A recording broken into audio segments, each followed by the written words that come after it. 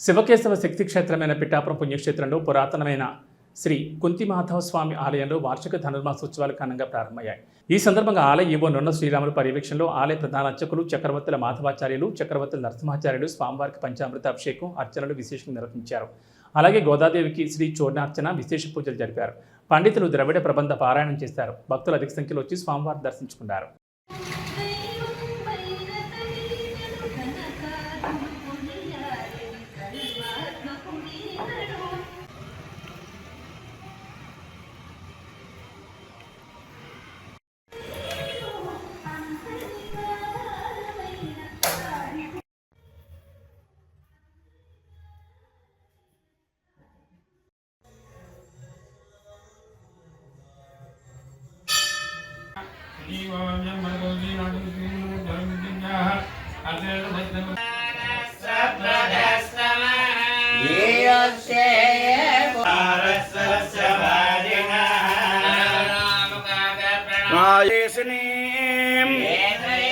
सर्वभूतानां तामेव